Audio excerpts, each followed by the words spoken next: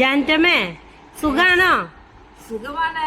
ഈ നോമ്പുകാലായിട്ട് എന്താണ് നമ്മുടെ ശാന്തിയുടെ ഫ്രണ്ട്സിനോട് പറയാനുള്ളത്? ഈ നോമ്പുകാലത്തെ എന്റെ ചെറുപ്പകാലത്തൊക്കെ എന്റെ വീട്ടിലൊക്കെ പുത്തമ്പാല വായിക്കും.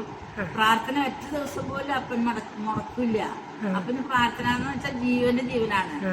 എപ്പോഴൊക്കെയാണ് ഈ പുത്തൻ പാന വായിക്കണത്? നോമ്പുകാലത്ത് വൈകിട്ട് പ്രാർത്ഥന കഴിയുമ്പോൾ എല്ലാവരും കൂടി വട്ടമിട്ടിരുന്ന് പുത്തമ്പാന വായിക്കുന്നത് നല്ല സന്തോഷമാണ് ഞങ്ങൾക്കൊക്കെ.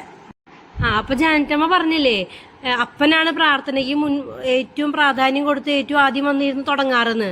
അപ്പൊ നിങ്ങൾ എത്ര മക്കളാണ് വീട്ടില്? ഞങ്ങള് 6 മക്കള്. ജാനറ്റമ്മ എത്രാമത്തെ മോളാണ്? ഞാൻ 6ാമത്തെ മകള്. 6ാമത്തെ ഏറ്റവും ഇളയ മോളാണ്. ബാക്കിയുള്ളവരൊക്കെ ഇപ്പൊ സന്തോഷമായിട്ട് കുറച്ചുപേര് സ്വർലോകത്തേക്ക് പോയി. ഒരാളെ എന്റെ ചേച്ചി മാത്രമേ എനിക്ക് ഇപ്പൊ ഉള്ളൂ. അങ്ങനെ ഇപ്പോഴത്തെ നോമ്പുകാലം മുമ്പത്തെ നോമ്പുകാലം നമ്മളെ പ്രത്യേകത എന്താണ്? ഇപ്പോഴത്തെ നോമ്പുകാലം പറയുകയാണെങ്കിലേ നോമ്പിന് ഇറച്ചിക്ക് മീനൊന്നും വലിയ പ്രാധാന്യം കൊടുക്കണില്ല എന്ന് ഞാൻ മനസ്സിലാക്കുന്നത്. സ്നേഹത്തിനാണ് കൂടുതൽ പ്രാധാന്യം കൊടുക്കുന്നത്. സ്നേഹം ഉണ്ടെങ്കിൽ എല്ലാ നോമ്പുകളും അതിലൂടെ പോയി കടന്നു പോയിക്കൊള്ളുകയും അങ്ങനെയാണ് ഇപ്പൊ കാണുന്നത്. കുറെ കാണിച്ചു കൂട്ടിലെല്ലാം നല്ല കാര്യം. സ്നേഹം തന്നെയാണ് ദൈവം നമുക്ക് നൽകിയതും സ്നേഹം തന്നെ.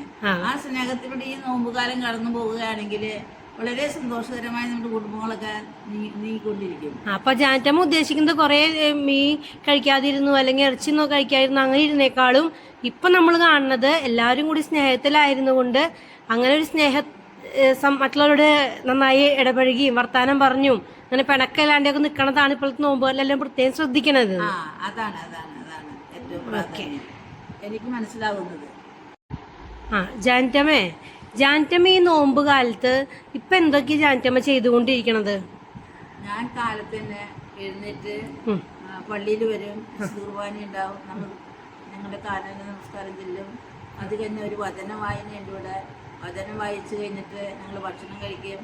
ഭക്ഷണം കഴിച്ചു കഴിഞ്ഞിട്ട് വചന വായന എന്നും ഉണ്ടോ? അതെങ്ങനെയാ? ഒരു വചനം പഠിക്കുകയാണോ അതെല്ലാരും കൂടി ഇരുന്ന് ഒരുമിച്ച് വായിക്കണോ? എങ്ങനെയാണ് അത് ചെയ്യണേ? നോമ്പുകാലത്ത് പ്രത്യേകിച്ച് ഒരു വചനം ബോർഡിൽ എഴുതിയിടും.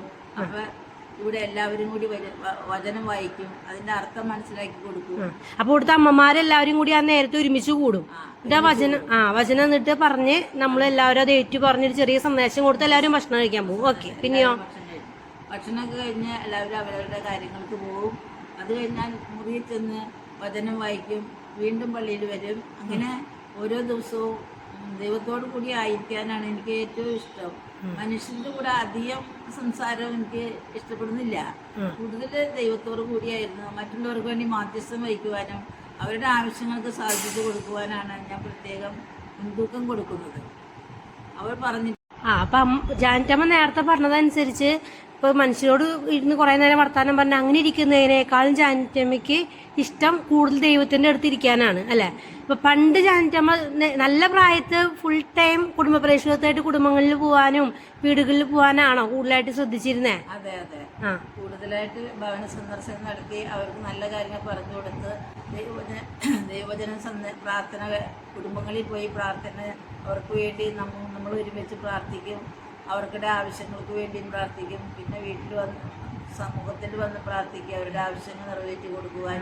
ഇപ്പൊ എനിക്ക് ഭവനങ്ങളിൽ പോകാൻ സാധിക്കില്ല. ഇപ്പൊ ജാനറ്റമ്മയ്ക്ക് ഇപ്പൊ ഏകദേശം എത്ര വയസ്സുണ്ട്? 84 വയസ്സ്. 84 വയസ്സ് വരെ ജാനറ്റമ്മ ഇതുപോലെ തീഷ്ണതയോടെ പുറത്തേക്ക് ഇറങ്ങിയും കുടുംബങ്ങളിൽ ചെന്നും പ്രാർത്ഥിച്ചല്ല. ഇപ്പൊ ജാനറ്റമ്മയ്ക്ക് തോന്നുകയാണെങ്കിൽ കൂടുതൽ മനുഷ്യരോട് സംസാരിക്കുന്നേക്കാളും നല്ലത് ഇപ്പൊ ദൈവത്തിന്റെ കൂടുതൽ ഇച്ചിരി കൂടിയും കൂടുതൽ സമയം പ്രാർത്ഥിക്കാനാണ് തോന്നുന്നുണ്ട്. ഓക്കെ. കൂടുതൽ എനിക്ക് ഇങ്ങനെ ആദ്യം എനിക്ക് ഭയങ്കര തീഷ്ണതയായിരുന്നു. ഒരു ദിവസം പോലും കുടുംബങ്ങളിൽ പോകാണ്ടിരിക്കാൻ പറ്റില്ല. അത്ര സന്തോഷമാണ്. കുടുംബങ്ങളിൽ പോയിട്ട് അവർക്ക് നല്ലത് പറഞ്ഞു കൊടുക്കണം, അവരുടെ ആവശ്യങ്ങൾക്ക് വേണ്ടി പ്രാർത്ഥിക്കണം, അവരോടുകൂടി ഇടപെടണം എന്നായിരുന്നു. വളരെ സന്തോഷത്തോടുകൂടിയാണ് ഞാൻ പോയിരുന്നത്. ഇപ്പൊ എനിക്ക് പോകാൻ പറ്റാത്തതിന്റെ വിഷമമുണ്ട്. എന്നാലും എനിക്കിപ്പോ പറ്റുന്നില്ല. ഈശോയുടെ കൂടെ ആയിരുന്നുകൊണ്ട് മധ്യസ്ഥ പ്രാർത്ഥന നടത്താൻ ഇപ്പൊ സാധിക്കുന്നുണ്ട്. അതാണ് ഞാനിപ്പോ വളരെ ആഗ്രഹത്തോട് ചെയ്യുന്നത്. ഓരോ മക്കളുടെ കണ്ണുനീര് കാണുമ്പോഴേ എനിക്ക് ഒരുപാട് വിഷമമുണ്ട്. എന്ത് ചെയ്യാൻ പറ്റും? ഇതുകൊണ്ട് മധ്യസ്ഥ പ്രാർത്ഥന കൊണ്ട് അവർക്ക് വേണ്ടി പ്രാർത്ഥിക്കാമെന്ന് ഞാൻ തീരുമാനിച്ചിരിക്കുകയാണ്. Okay, thank U.